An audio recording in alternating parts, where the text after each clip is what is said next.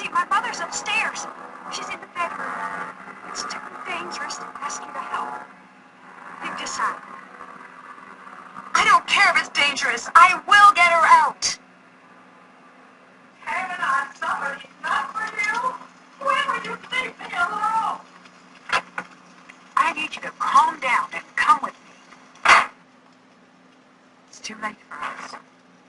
She'll never let us leave. The time's been reset.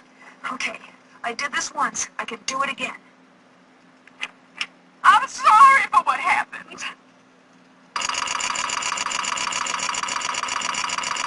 I sat at your grave every night for a year.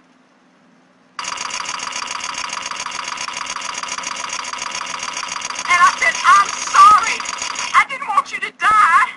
You had so much, and I had nothing.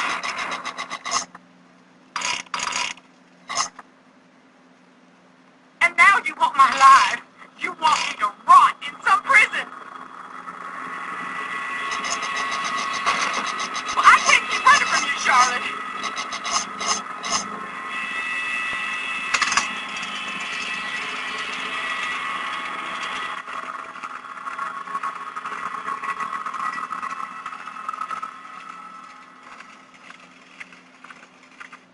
Just in time. I'm getting you out of here. Just let me stay.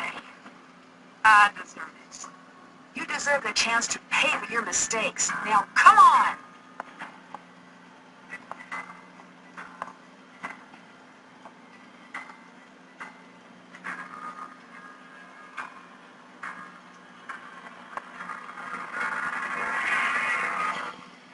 You made it!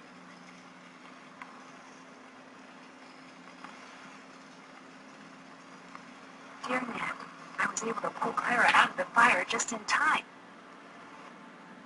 We rushed out the front door before the stairs collapsed. Imagine my relief when I saw that Jessalyn and Harper had made it out safely as well. Clara finally told Jessalyn the truth, and about how sure she was that she'd be pushed out of the family entirely when she discovered Charlotte had changed her will. How jealous and powerless she felt the night she lit the match, how badly she wanted to scare Charlotte, how quickly the fire got out of control, and how heartbroken she was at Charlotte's death. She would have given anything to take that night back. Jessalyn later said that was the first time she saw the real Clara. It wasn't a cold-blooded killer, just a woman so dedicated to hiding from her past, she lost herself. The fire department traced the source of the blaze back to the faulty furnace in the basement and insisted we all visit the hospital for exposure to toxic fumes. Doctor I saw explained that carbon monoxide from Harper's furnace may be the cause of some of the unexplained things I saw around the house. Apparently, many of the ghosts in Victorian-era fiction may have been inspired by the effects of exposure to carbon monoxide from faulty heaters.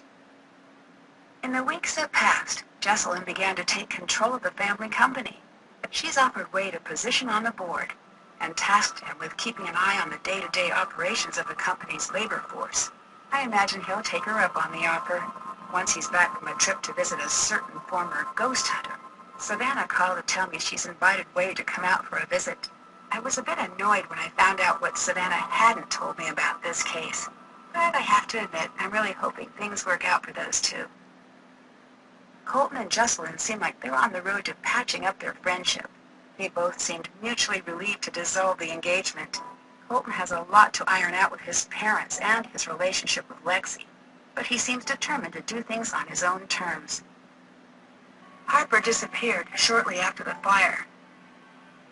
After an exhaustive search, Wade and Jessalyn tracked Harper down and convinced her to rejoin the family. Years of Clara's manipulation left her a bit suspicious of the offer at first, but she finally agreed, provided she could completely raze Thornton Hall, and in its place build a public park dedicated to the memory of the lives lost on Black Rock Island. Jessalyn loved the idea and considered it the first meaningful step toward building a company and a family that would have made Charlotte proud. If you find yourself visiting Black Rock Island, the creepiest thing you're likely to encounter is Harper enjoying a good book next to the tombstone that bears her name. and maybe those trees, but it's not their fault they look like that.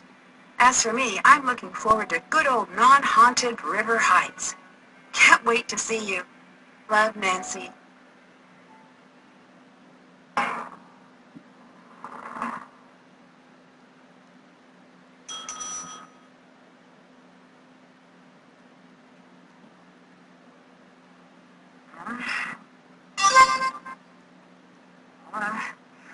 What time is it? Huh?